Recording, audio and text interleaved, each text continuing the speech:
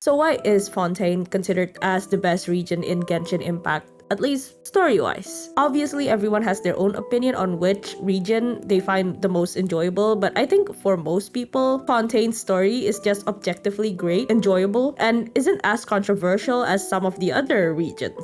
Personally, I felt that Sumeru at the time of its release was already such an improvement from Inazuma. It was already pretty good, so I was very pleasantly surprised that Fontaine was able to top Sumeru in a lot of ways. So today I'm gonna do my usual butchered recap of the Archon quest, talk about the characters a little bit, and also other things that I think makes Fontaine so great. Disclaimer, as usual, this video is mostly my opinion. I will try my best to be objective, so feel free to disagree. This is definitely not a professional video essay, so if you're looking for that, you really won't find that here. Please go elsewhere. Now, in retrospect, I think Fontaine has one of the best executions when it comes to the Archon quest. The quest starts off pretty differently than the previous ones. Like, as soon as we reach Fontaine, we're greeted by Furina and she tries to arrest us. Usually we don't really get to officially meet the Archon until much later into the quest. Furina's introduction is also very different from the previous Archons that we've met. She's not exactly hostile the way A was, but she did try to arrest the Traveler on the spot. And I think one of the first things that they did at the beginning of the Fontaine Archon quest is also to establish how the people of Fontaine perceive Furina as an Archon. They see her more as an idol than a respected figure of authority and a deity. They also introduced Lyney and Lynette right at the beginning of the quest, and they introduced the Traveler to the most important plot point of Fontaine right there too, which is the prophecy. Lyney and Lynette are hard believers of this prophecy, which also means that a certain someone is too. But not all of Fontaine feel this way. Some dismiss it as an urban legend, like some nonsense, while some are a bit more indifferent to it. Another very important plot point that was introduced was the long unsolved mystery of young girls disappearing over the span of 20 years. This is mentioned by Charlotte. They also managed to shoe in Lyney, Lynette, and Fremene's ties to the House of the Hearth. Act 1 is also heavily focused on Lyney and Lynette's magic show and the accident that happened during the show. The accident caused one person to die, and one of the audience members that Lyney invited to be a part of his show disappears into thin air, making her yet another young woman who seemed to have just vanished in Fontaine. And because Neuvillette, who is the Chief Justice of Fontaine, was at the show, he announced a trial for Lyney because he's now suspected of murder after Furina accused him without actually having any evidence, I might add. And guess who got assigned as Lyney's attorney? Anyway, the whole segment happened, and I must say it was really fun in presentation because it's just so different from anything else we've gotten in Genshin at the time. And like, we always knew that Fontaine would be Ace Attorney-esque, so seeing the trial for a character that we've been getting to know this entire act is pretty great in terms of execution. It's just different. And mid-trial, Furina drops the bomb that Lyney and Lynette are part of the House of the Hearth, which is heavily tied to the Fatui. And I'm pretty sure this does not come off as a shock to the player base, but it does come as a shock to the Traveler. They got pretty pissed off at Lyney and Lynette, and I can understand why. Because the Traveler is busting their ass to clear Lyney's name, but the twins omitted very important information about them being linked to the Fatui, which is something that Furina ends up using against them in the trial. During the trial, we were also introduced to Navia, who is one of the most important characters in Fontaine. And with the help of Navia, the Traveler was able to prove Lyney's innocence, because it turns out the young woman who we thought disappeared into thin air didn't actually disappear, and she was just pretending to be dead because she was a thief who stole someone else's ticket. She's the very same thief that we saw at the start of the quest, actually. Now, once she told her side of the story and how she was the one who was attacked by someone else who's not Lyney, the trial comes to an end. Lyney also comes clean about where he was actually during the show. He was sniffing around the Oratress looking for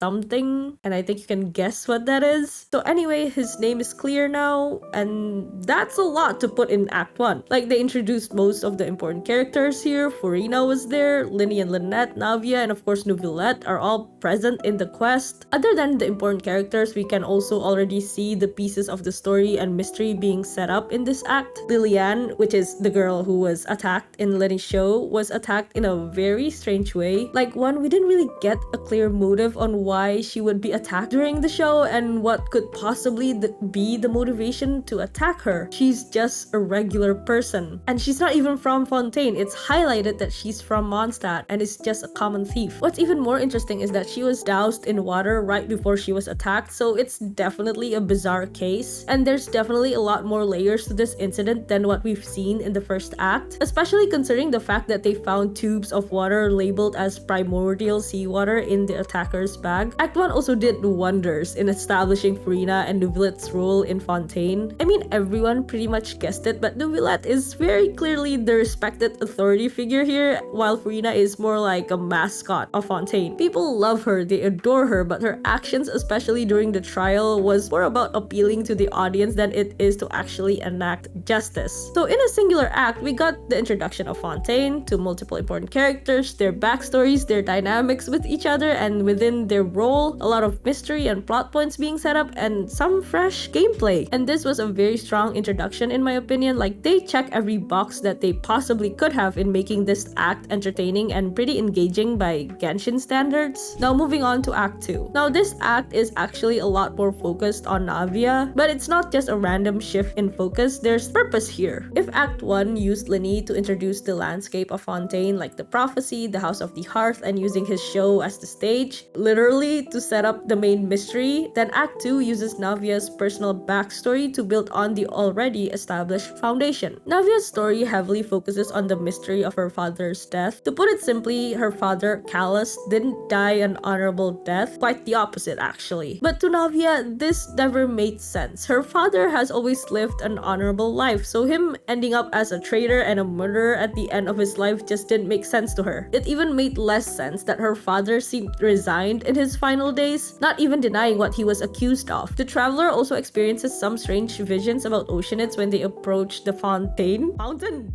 of Lucine, which lore-wise is supposed to be where all of Fontaine's water converges. It's also where a lot of Fontainians make their wishes, so it's definitely fitting that the traveler heard the voices of the oceanid there, and they specifically heard voices calling for Vacher. So the traveler spends time with Navia and her iconic companions, Maluz and Silver, and despite most of the focus being on Navia, we also managed to have room to establish really important characters with a really short amount of screen time. The biggest example is Neuvillette. We don't actually spend time with him, but we do see a very short yet impactful exchange between him and Navia. Navia confronted him on the role that he played in her father's death. Now obviously Neuvillette didn't kill him, but even with the strange circumstances regarding Callus's trial, Neuvillette also didn't really do anything to stop it or even give him a chance. We actually see Navia getting emotional because she felt so betrayed by the one person who actually could have done something for her father and who, in the eyes of the people, embodies justice itself. So what happens when the symbol of justice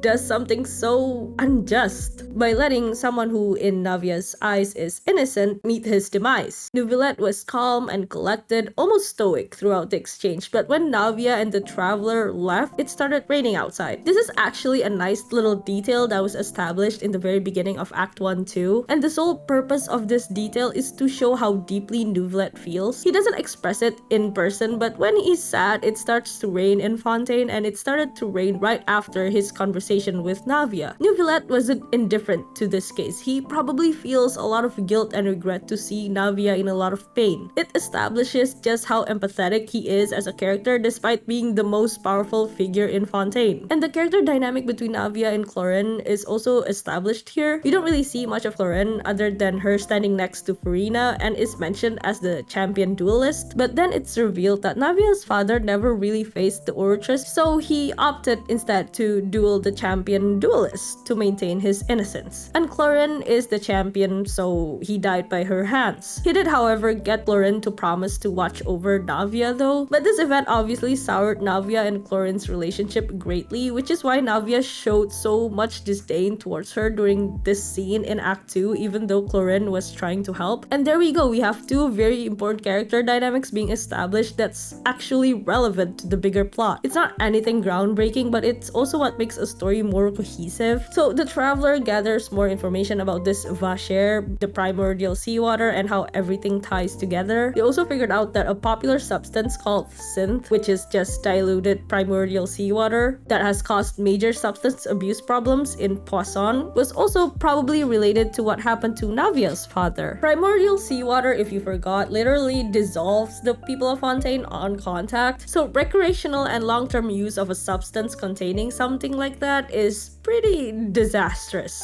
Which is why when it became super popular in Poisson, Callus tried to stop it, and really long story short, he was screwed over by the masterminds behind the synth and the primordial seawater, and he was framed for murder. Due to the very suspicious chain of events and attacks that happened, Navia and the Traveler were able to pinpoint a suspect, Marcel, because he's the only one rich enough to be able to afford the custom-made illegal robots that attacked Navia. Around the same time, Tartaglia, who was in Fontaine by the way, is actually accused of being the mastermind behind the disappearances of young women in Fontaine, which is always funny to me because this case has been ongoing for 20 years and Child is like in his 20s at best. So the idea of him being accused for a crime that's almost as old as him will never not be hilarious to me. So Navia goes to deal with that while the Traveler goes to investigate the synth hideout, and there they found lots of clues about Vacher and the name of his lover. Navia was able to make her case against Marcel in Tartaglia's trial, and the evidence that the Traveler found was the nail in the coffin for Marcel. He's the guy who's been testing primordial seawater on multiple young women because his own lover was dissolved by it during an unfortunate accident, so he's been experimenting ways to get her back, and his methods were apparently to test the water on innocent young women, which results in them dissolving, hence the disappearances. And when everything was going to plan, the Oratress suddenly declared Tartaglia as guilty, when he obviously wasn't. This is also the first time where the verdict of the Oratress contradicts Neuvillette's verdict. Tartaglia tried to escape, but Neuvillette stopped him because of the law, but he did promise the Traveler to personally investigate this matter because it is highly unusual. Marcel, however, does meet his end in a very fitting and very creepy way, in my opinion. Like, he was faced with his lover rejecting him for all of the atrocities that he'd committed over the years ever since he lost her, and he just drowns while being haunted by all of the women that he dissolved. With the mystery of her father's death finally solved and his name finally clear, Navia goes to his grave to honor him. Neuvillette is also there to visit, and he explains to Navia why he didn't stop the duel between Callus and Chlorine, and it was because at the time Neuvillette truly believed that humans would put their survival above all else. So in his mind, if Callus were truly innocent, there's no way he would ever sacrifice his own life for justice. So he waited for the duel to unfold. And I think this one conversation is so important. Like, a lot of dialogue in Genshin is just bloated dialogue that doesn't really say anything, but this one is anything but that. I think this dialogue is one of the cases where conversations between two important characters actually matter. The dynamic and tension between Navia and Neuvillette was already set up earlier in the quest, and we already know why Navia resents Neuvillette so much. He's the Chief Justice, yet he's almost mechanical and unfeeling. We as the players know he's like that because he's not really human, so he struggles to understand human emotions. But as the players, we're also privy to the information that when it rains, he's actually pretty sad. And through this conversation, we learn a bit more about Neuvillette and how Navia is actually right. He doesn't really understand humans. During Callus's duel, he failed to grasp the complexity of human emotions. He solely believed in the survival instincts of humans. It's a simple scene that happens after all of the action and flashy cutscenes, but it adds so much depth to Neuvillette as a character. It's just so good in execution. Now, personally, I think there's not a lot that happens in Act 3 and 4. It's probably the slowest part of Fontaine. Most of it is used to set up the Fortress of Merpede and also ease in the Knave into the plot. So Act 3 starts with the Knave asking for a meeting with Furina under the guise of trying to bail Child out of prison because he did get arrested at the end and was sent to the fortress. Neuvillette thought it was a bad idea, but Furina took the meeting anyway. The Knave's meeting with Furina and Neuvillette is pretty diplomatic. Again, she's there under the guise of Child being arrested, but we all know she's after something else. The Traveler then learns from Neuvillette that Child actually disappeared. He was in custody, but he just vanished. recently. So we go into the fortress to investigate. We meet Risley, who is the warden there, and we learn all about the politics down in the fortress. It's a whole separate world down there with its own hierarchy, currency, and it's honestly really interesting. We actually cosplay as a prisoner to dig up some clues on what might have happened to Child. We bump into familiar faces who are there to investigate the fortress and to find leads to the thing that the knave is really after, which is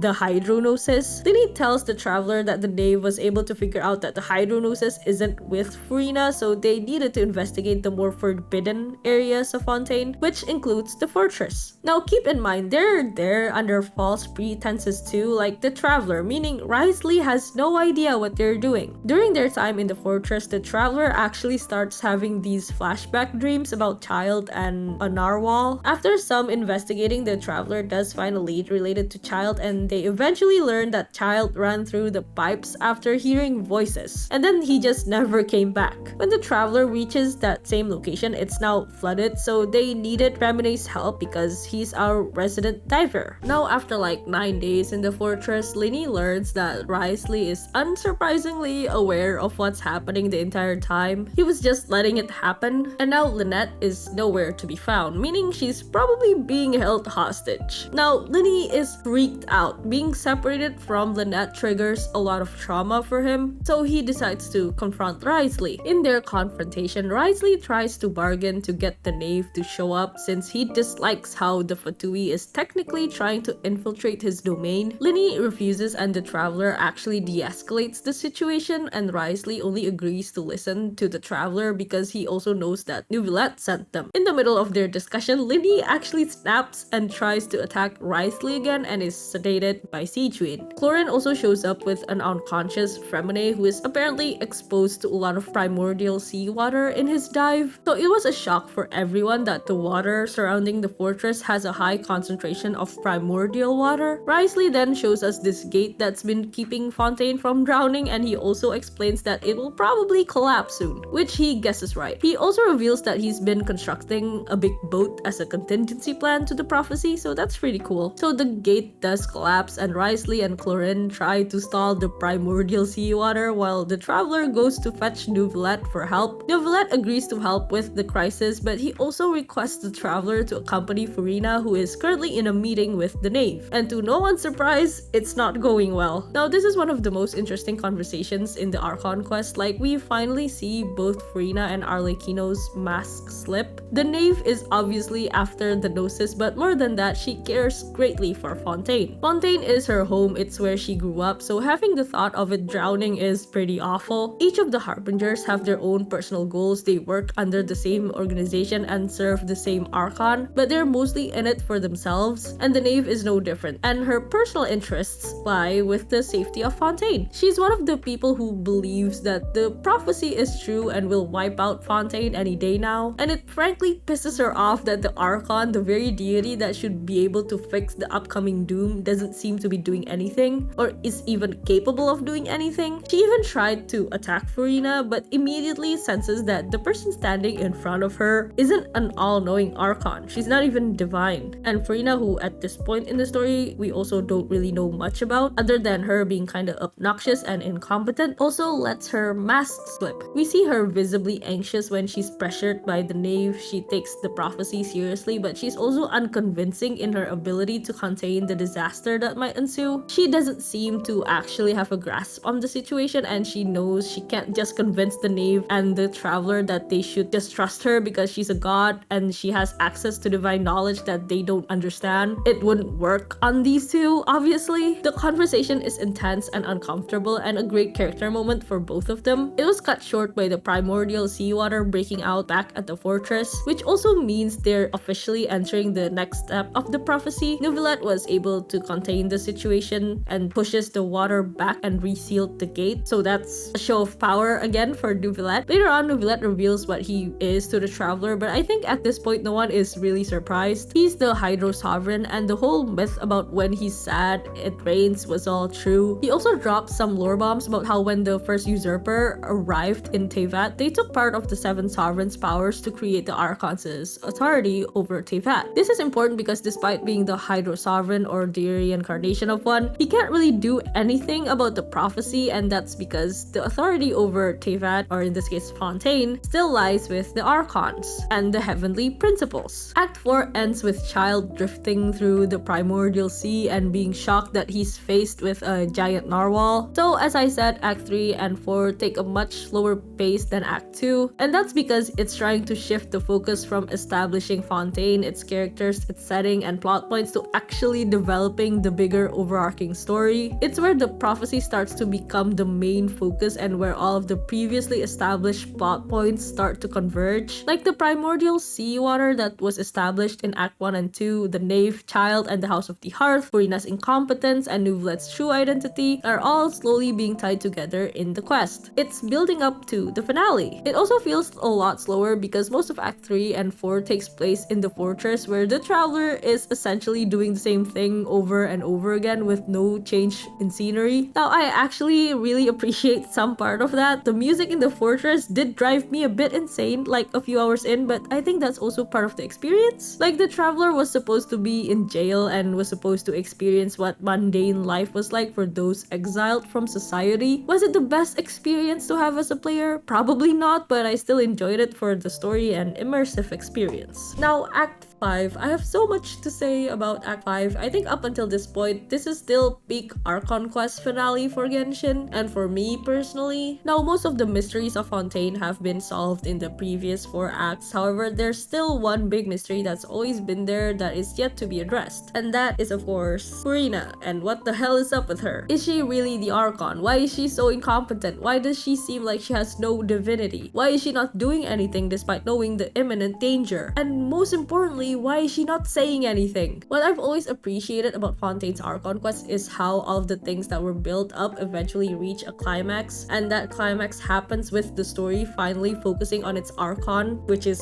Furina. The beginning of Act 5 focuses a lot on how the prophecy is starting to come true and how it affects different parts of Fontaine, including Poisson. After the tremor that we saw in the meeting with the Knave, Navia mentions that water began rushing out and soon primordial seawater dissolved people who were on the lower levels of Poisson, and they did not pull their punches when they revealed Malus and Silver were among the casualties. Navia is obviously crushed by this and by the fact that she couldn't even hold a funeral for them because they were dissolved, which is a detail that I really appreciate because it just makes the tragedy so horrific. Like, the people being left behind can't even mourn the departed. Navia especially, because despite what happened to her father, she has always been able to visit his resting place when she needed to and when she wanted to grieve or honor him. But so many people in Fontaine will be deprived of that chance because the people affected would have been dissolved. I think it's a smart choice to incorporate this detail of the ongoing tragedy and what's happening all around Fontaine through a character whose story and character development revolved around grief, which is Navia. We also see the Knave offering help for the relief efforts. She also informs the traveler about some ruins that one of her children found. The traveler and Navia discovers that the ruin is pretty much related to the prophecy and how Fontaine will drown by primordial water. But there is one stone slate that seems to be missing, and in the middle of all of that, Navia slips into very dangerous waters and she began having this very vivid vision about her being in a trial with Malus and Silver and also being declared guilty. She then realizes that the people in the trial are the people who passed away in the recent disaster, meaning they were all people who were dissolved. Obviously, this is to show how Navia was on the brink of being dissolved herself, but before she was completely taken away, Nouvelette came to save the day. He then reveals the only reason why Navia was not dissolved despite falling into primordial seawater is because 2 oceanids protected her. So as implied by the scene of Vacher getting devoured by oceanids in Act 2, the people of Fontaine who are dissolved turn into oceanids, which is what happened to Malus and Silver. And even in their oceanid state, they still made it their mission to protect Navia. Now after that, we actually bump into Mona, who may be able to help with the mystery of the prophecy, or more accurately, her master might be able to help in deciphering the prophecy because she's part of the Hexen Circle. And through this, the traveler actually does end up learning about how the god's gaze has its blind spots later on. The next day, we finally get to see Furina amidst all of the chaos and tragedy, and we actually found her arguing with Nouvelette because she's still dodging his questions even when things are getting out of hand and people are actually dying. He even hands her a list of the victims from the Poisson incident. Furina also states that she and her predecessor, Egeria, are two different people, so she's not exactly privy to anything that happened before her time. And it's obvious to Neuvillette that Furina isn't gonna budge unless she's under pressure. So the Traveler and Neuvillette make a plan to put her on trial, as they are quite literally running out of time and options. They later found Furina in Poisson lamenting the victims of the recent disaster. Despite her seeming like she's uncooperative, she actually deeply cares for the people of Fontaine. She's not just hiding things because of her ego or anything like that. That's what the scene is trying to portray. Like, there's another layer to it. She does care. And the Traveler recognizes this. They even managed to convince her to open up to them as a witness, because the Traveler is a witness. That's what makes them so different than anyone else in Tevat. But before Furina had the chance to tell the Traveler, she was put on public trial. If she didn't want to go to trial, then she would have to duel Chlorine, but she didn't. Despite always flaunting claims of her power as an archon, she raised her hand in defeat, which obviously comes as a surprise to the people of Fontaine. Obviously, this broke Furina's trust with the Traveler, and she chose to not reveal anything as to her. She was just being manipulated into a trial. The charges being pressed against Furina is her being a fraud and that she's not actually the Hydro Archon. And during the trial, to prove her innocence, Furina actually put her hand into primordial seawater, and Siegewin determines that she was showing symptoms similar to other Fontainians who were exposed to impure primordial water. Primordial seawater is affecting her the same way it affects other Fontainians. So, case closed, right? Everyone thought so until Neuvillette points out that the Oratress declares the Hydro Archon as guilty, not Furina. Meaning Furina was indeed the Hydro Archon and not really a fraud. And it's even more baffling that her sentence was death. The Hydro Archon is sentenced to death. Amidst the chaos of the verdict, Fremine, who's been tasked to dive around Fontaine to look for the missing slate from the ruins earlier, arrives with it, and this gives the Traveler the last piece of the puzzle to finally make sense and interpret the prophecy. They were able to deduce that the first Hydro Archon, Egeria, used her power to turn Oceanids into humans, and those Oceanid became Fontaine's people. Egeria used the primordial seed to grant them humanoid bodies by pouring it into their blood vessels, which is why if someone native from Fontaine comes into contact with primordial water, they would dissolve into their original forms, Oceanids. Now keep in mind, Egeria did not do this for the lols. She did this because the Oceanid, who were her followers, yearned to live on land. They wanted to be human. And she did so because she probably loved her followers, but she also didn't have the permission of the heavenly principles to basically create a new race of humans, which is why she's deemed as a sinner, and the people of Fontaine must one day pay the price for her sin. It then shows how the prophecy would be fulfilled by a narwhal-like entity that we've seen a couple of times before destroying Fontaine. The Traveler realizes that the narwhal was a monster that roamed the primordial sea for a long time now and is the reason for the rising sea levels. And they were right. The narwhal emerges from the ground, and Neuvillette was able to hold it off for a bit until Child in his foul legacy form shows up and tumbles back into the void with it. During this time, the Traveler was able to figure out what Barbeloth meant about the god's vision having blind spots, and figures out a way to save Fontaine while also fulfilling the prophecy. Kind of. They rushed to save Furina before she was killed by the Oratress's death sentence and was sent to another realm. Neuvillette was also transported to a realm where he encounters Focalors, and she reveals the truth to him and also her master plan in deceiving the heavenly principles. Focalor was an Oceanid herself who, when she ascended to Archonhood, she split her divinity, leaving her human side as Furina and her divine side as Focalor. Furina was an essential part of her plan. She was the key, actually. Focalor cursed her so that she would live on forever, and also tasked her with the responsibility to perform for 500 years so that she could save the people of Fontaine. That was her mission. And the Traveler witnessed what Furina had gone through in those 500 years. I will talk more about Furina in a bit, but what we do know is that in order for Furina to be able to put on a performance that could deceive the heavenly principles, she needed to be deceived herself. The truth needed to be omitted from her, or else Focalor's plan wouldn't work. Focalor thanks Furina and hopes that she will be able to spend the rest of her days living as a human, and proceeds to execute herself, destroying the Hydro Archon's throne in the process and giving back the authority of Fontaine and Hydro to the Hydro Sovereign. Thanks to this, Neuvillette, even though he was devastated by by Focalor's sacrifice was able to erase Egeria's sin and save the people of Fontaine. With Neuvillette at full power, they also might actually stand a chance against the all-devouring Narwhal, but they were cut short by the arrival of Skirk, which is a massive thing to happen. She's the first character that's related to the Abyss that we've seen in the game. She's the person who taught Child everything he knows, and she also reveals the Narwhal is someone's pet. That someone is Rutalogy, who we know later on is also one of the 5 sinners of Khandria. She also name drops some of the other sinners like Rhindaughter and Fidofolnir, and then she leaves after informing the Traveler and Neuvillette that the prophecy is still in full swing back in Fontaine. However, because Neuvillette absolved the primordial sin, the water flooding Fontaine doesn't dissolve people anymore. It's now just water, and with the collective efforts of the people of Fontaine that we've seen throughout the quest, they were able to contain the disaster well enough until water finally receded. Now, that pretty much concludes the Fontaine Archon quest, and that was a 5-hour-long finale. I think what makes Act 5 so great is just how naturally every mystery began to unfold as we got closer and closer to the prophecy being fulfilled. I'm not saying it's perfect. I personally don't really like the part with the Narwhal. I think it's a bit out of place and forced because it did kinda just jump in right after Furina's trial, but I understood why that needed to happen. However, without the Narwhal being the reason for the rising water levels, I think the story would have held out just fine. So I think there are 3 main parts that make the Archon quest so great. There's the mystery and the foreshadowing of the story, the execution and the gradual revelation of the plot, and of course the characters and how personal the story is to each of them. So the first one, I think the way the game handled the mystery and subtle foreshadowing was done pretty well. There's a lot that's out in the open, like the prophecy, the mystery behind the missing girls, and Furina's behavior, but there are also a lot of layers of mystery that are being built up. There's the mystery of who Neuvillette is and the mystery behind the Hydro Sovereign and rain. It's hinted multiple times that when Neuvillette gets sad, it rains, and it's done long before he was confirmed to be the Hydro Sovereign. There are clues about how the people who were dissolved turned into oceanids,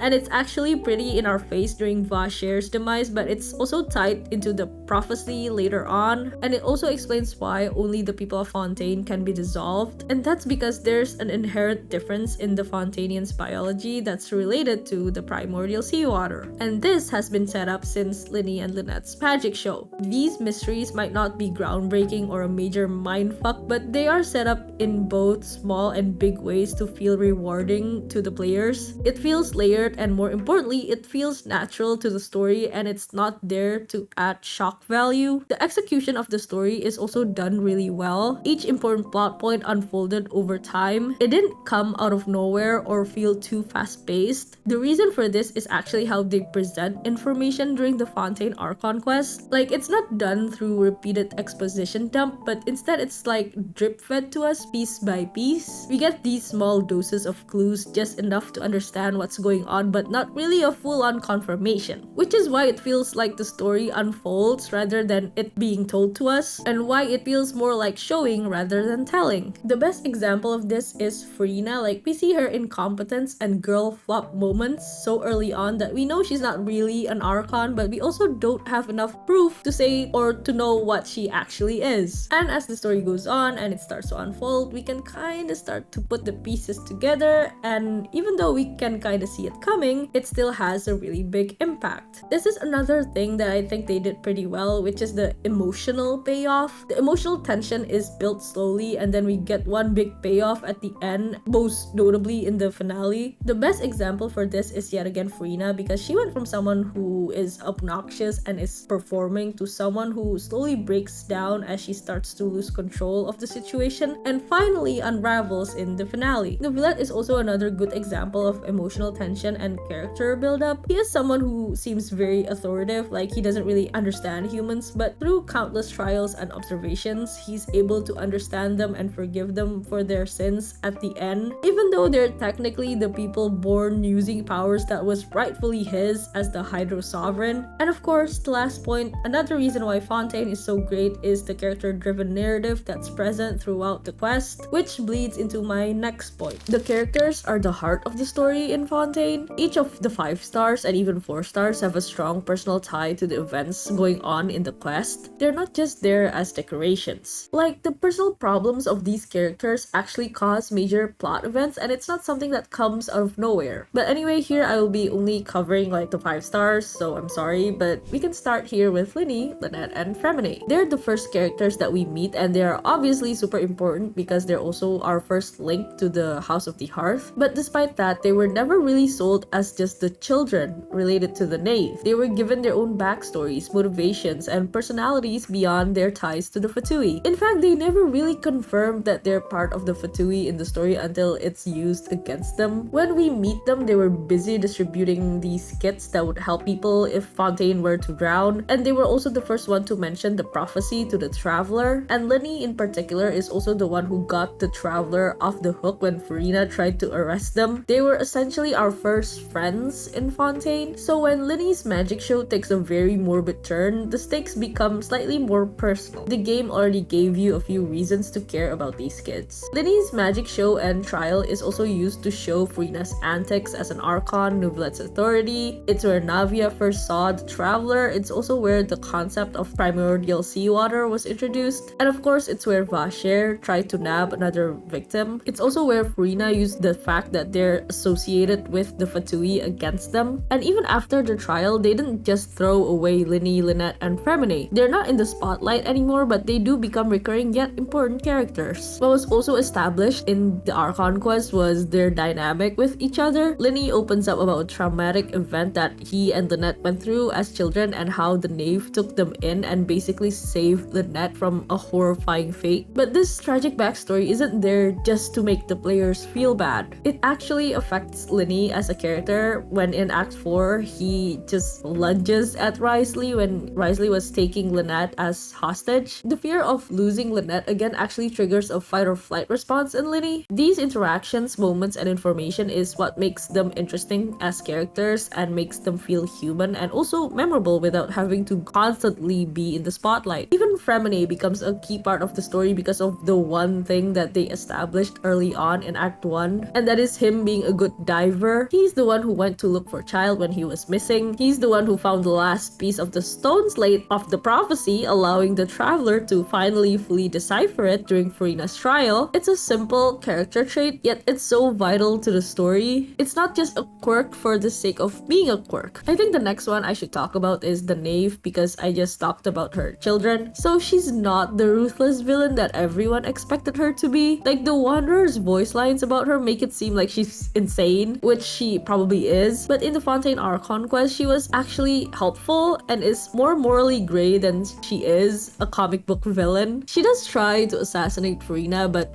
she didn't end up doing that because she realizes that it doesn't really serve her cause, and her main goal was to help Fontaine and get her hands on the Hydronosis. Fontaine and the children of the House of the Hearth mean a great deal to her, so that is just her focus in this story. She also mostly just sits in the background and lets her children do more of the on-ground work for her. Like Linny's magic show, their time at the fortress was all part of her plan, but she didn't really get her hands dirty. She only puts pressure where she thinks it's needed. You can tell by this that she's just a very calculated person. She also feels more like a looming presence than she is an agent of chaos like the previous harbingers that we've met. The next one is Navia. Now, Navia is definitely the heart of the story in Fontaine. Like, she probably has one of the most personal storylines in the Archon quest. Her struggles with her grief and anger over injustice of her father's death actively caused major plot events that rippled throughout the entire story. Her pursuit of the truth is what uncovered the mystery behind the missing girls that's been ongoing for 20 years. It's also the quest that established what primordial seawater does to the people of Fontaine and why it's so deadly. Navia's story also adds little tidbits to the world building, like through little details like the synth abuse and how differently the people of Poisson live from the people who are living in the court of Fontaine. Navia's interactions with characters like Nouvelette and Chlorine also showed the more nuanced and complex character dynamics in the game. As mentioned before, she holds a lot of resentment for both of them. She's angry at Neuvillette because of how he just let things happen despite probably knowing how unusual the situation was and it required more investigation. In Navia's eyes, both of these people didn't enact justice. They failed in their roles and let an innocent man die even though both Neuvillette and Chlorine were only doing what they thought was right and what the law required of them. You can't really say that Neuvillette and Chlorine were evil or wrong because they did their jobs and tried to put a man who's accused of murder on trial. And Navia, while she was right at the end about her father being framed, at the time of the trial, she didn't have the evidence to prove otherwise. Yet you can't really deny that her anger isn't unfounded. She has every right to be angry at the people who should have enacted justice with the power that they had at their disposal. But they didn't. So to her, they had failed her. The system had failed her. Fontaine had failed her. And both Neuvillette and Chlorine don't deny this. They never said Navia was delusional or was wrong in her grief and anger, but they also did what they thought was right and what needed to be done. Nuance, people, in my Genshin Impact. I love to see it. This premise is also what makes their interactions with each other so impactful, especially the ones later on where Neuvillette paid respects to Callus after Navia successfully cleared his name and how Navia and Chlorine became friends after the dust settled. Now, moving on to Neuvillette. Okay, Neuvillette is one of the most important characters in Fontaine or in the game actually because he's the only playable sovereign that we know as of now, which is why it's surprising to me how he's mostly passive in the story. I mean, he's still extremely important, don't get me wrong, but he's the pillar of the story more than anything else. He's there, but he doesn't move any of the key plot points, at least not until the end, which is interesting. A lot of his moments in the earlier acts of the Archon quest heavily focuses on character dynamics, like he served as the contrast to Furina, who embodies chaos, performance, and incompetence. Meanwhile, Neuvillette, also a powerful figure in Fontaine, embodies stability, justice, and is pretty much the anchor of the duo. He's almost taciturn and detached in his approach. And throughout the quest, we are drip-fed more information about him. Not about his lore, but about who he is as a person. He's the contrast to Furina's performance in his authenticity. Neuvillette is 100% one of the most authentic character you will meet in the game. He means what he says and he does what he thinks is right. And also to contrast Furina's performance and public spectacle as an Archon, there's Neuvillette working in the background, researching and learning through countless trials, and he feels for the people of Fontaine in private. He doesn't really express any of these emotions. I think part of it is just because he doesn't know how to, so it just rains when he's sad, which is a really clever way of showing the contrast of him being a dragon with the humans around him. Like Navia, when she gets emotional, she cries, and she cries in front of him. And then there's Furina. Well, who is Furina? It's also established that he doesn't really understand humans. He tries to, but he doesn't do it perfectly. But over time and through the people of Fontaine, he was able to understand them and forgive them for their sins when it mattered most. His story is more emotional than it is plot-driven. It's a story about a powerful character who has a good heart but struggles to fully understand human emotions, or his own emotions for that matter. But in the end, he was able to reconcile power, a power that can actually rewrite rules made by the heavenly principles, with compassion. Compassion that he's learned through his time in Fontaine. Now, of course, our girl deserves her own section. I actually already made a video about her a while ago and why she's the best character in Fontaine, or probably the game. And I still think she's pretty great. One of the best parts of Fontaine is how they set the stage for Furina's development as a character, and we see her story unfold in real time. She goes from someone who is parading as an Archon and who's also obnoxious and incompetent to one of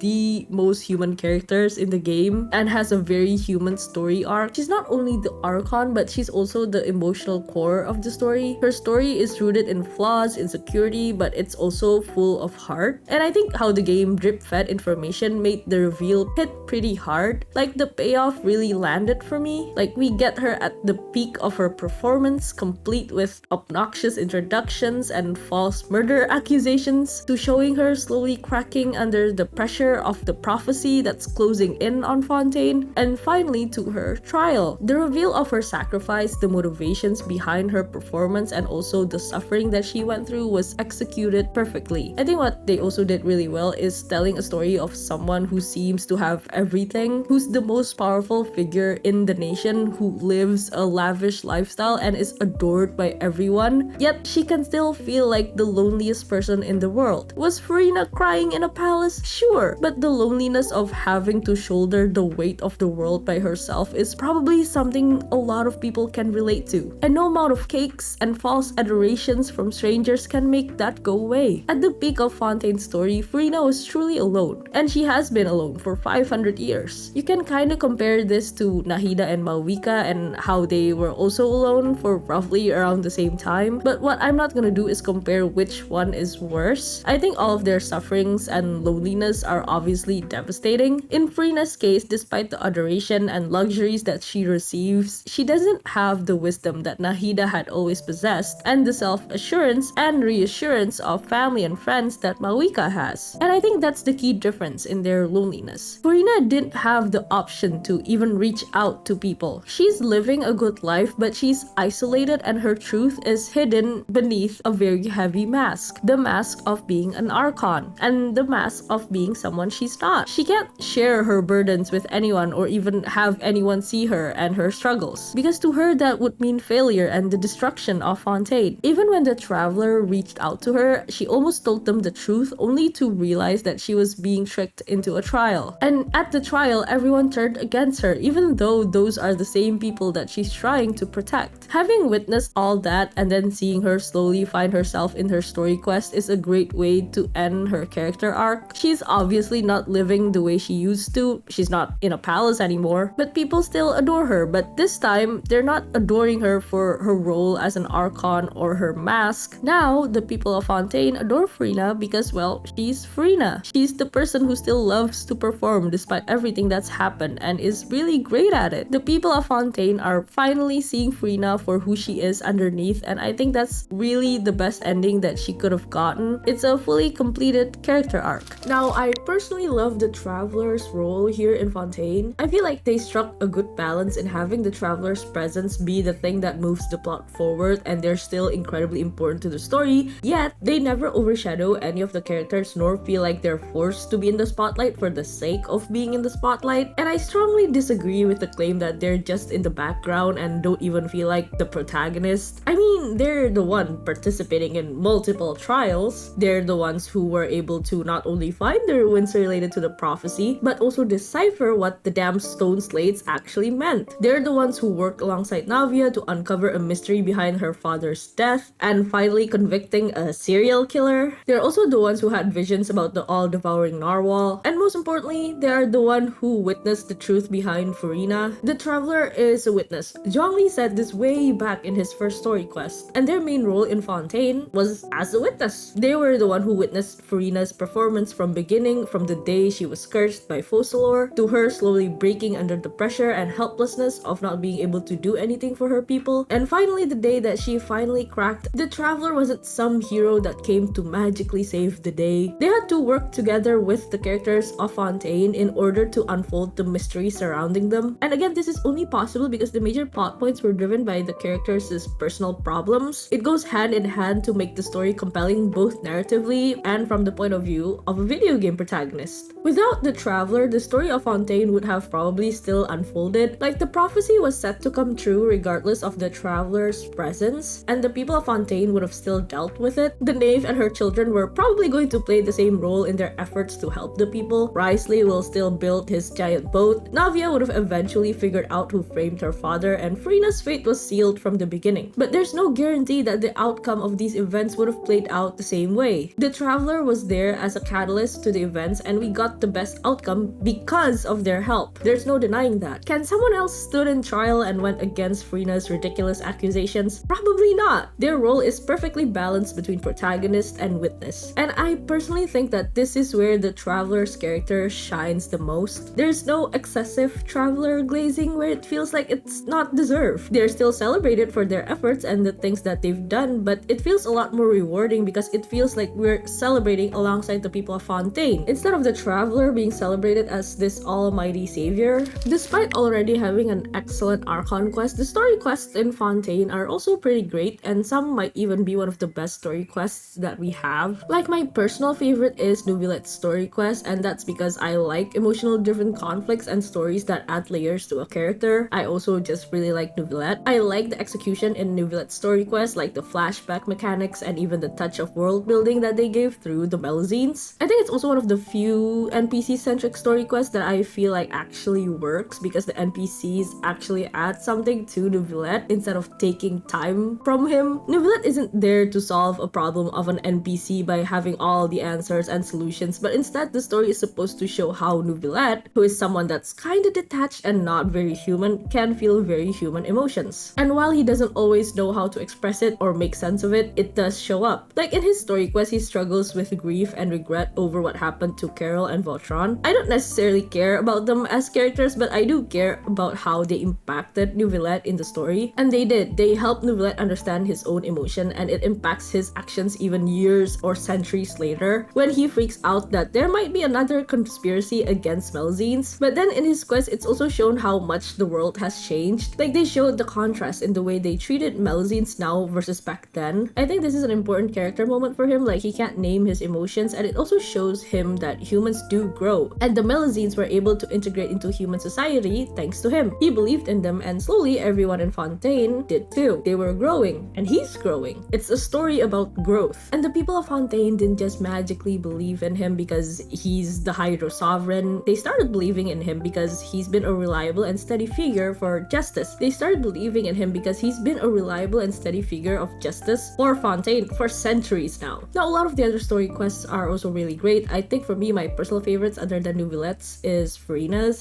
Linny's, and also Navia's. I won't talk about all of the story quests, but I will mention a few that's left an impression on me. For Farina's, I think it's the much needed conclusion of her arc from the Archon quest. We didn't really get to talk to her at the end of Act 5 after her trial, so closure was very much needed here. The Traveler and Paimon could have been a bit more empathetic towards her, but nonetheless, in her story quest, she rediscovers her love for performing, and she even gets a vision from it. It's a truly poetic moment for someone who's been through as much as Farina. Like I've said earlier, there's really no better ending than for her to rediscover herself and what she really wants to do after giving so much of herself for the last 500 years. Navia and Linny's quest also expanded on their backstory. It's pretty enjoyable because the Archon quest already did such a good job in establishing them as characters, and also now they feel like friends, so learning more about their history and their family and just their origin story is, I think, a nice additional treat. I think they made the right decision by not making these story quests revolve around an NPC. I think if they approached it the same way as Nouvelette's story quest, I don't think it would have worked. Now, Risley's story quest, I do like the premise of his story quest, but I think I'm just not a fan of the way they executed it. I think it's one of those story quests that use NPCs to add layers to the characters, but it just didn't land for me personally. And while I do like that we learned so much about Risley, his leadership and how he was a convict turned duke, his belief in second chances, and just things that add to him as a character, the big reveal at the end just didn't get the payoff that it deserved. I'm just not a fan of how they revealed why he was convicted nonchalantly during a meal. It doesn't have to be a dramatic reveal or anything, but I think it needed to be built up more or just have a better setup. It's a nitpick though. Overall, I think it's pretty fine. So there you go. Fontaine is apparently full of good story quests too. Now to conclude this whole thing, for me what worked so well in Fontaine was definitely how personal each story felt for each of the characters. I think it's what builds both the investment and the attachment while doing the quest. It's also what makes the stories pretty relatable. Like obviously none of us are suffering for 500 years. At least I hope that you're not. But Farina's struggles with loneliness and hopelessness are something that's pretty present, especially in this generation. To feel completely isolated while being in a room full of people is not a foreign feeling for a lot of us, I think. I don't know, tell me if that's relatable to you or not, because it sure is to me. Then there's also Navia, who feels like she and her dad were screwed over by people and a system that just didn't care enough. They claim to be the nation of justice, yet they've failed her and her dad in every way. It's personal stories like these that makes Fontaine so full of heart, and I think to some extent Sumeru did this pretty well too, and that's why it also worked, although it is a bit different in execution. This is also what I think is something that Natlan was unable to do. Despite the Archon quest being so cinematic and was paced pretty well, I don't think they made the story feel personal to the Natlan characters. Like, we know they're fighting for survival, and that's mostly the driving force behind most of them, but that lack of emotional ties to the story is what makes it less impactful and why it felt so impersonal. It also doesn't help that we don't really get to know a lot of the characters in the Natlan Archon quest. We get to know their tribe, but not them personally. story. The story just doesn't touch your heart the same way that Fontaine does. And maybe that's what they intended with Natlan. Not every story has to follow the same emotional beats as Fontaine. But I'm just saying why I think it landed differently for me and why the Natlan Archon quest was just a lot less emotional and why I wasn't really attached to the characters while playing it too. So there you have it, all my opinions. Feel free to disagree. What do you personally think about Fontaine? Do you like it? Do you not like it? If you made it this far, consider subscribing. Thank you so much for watching and I'll see you in the next one. Bye bye.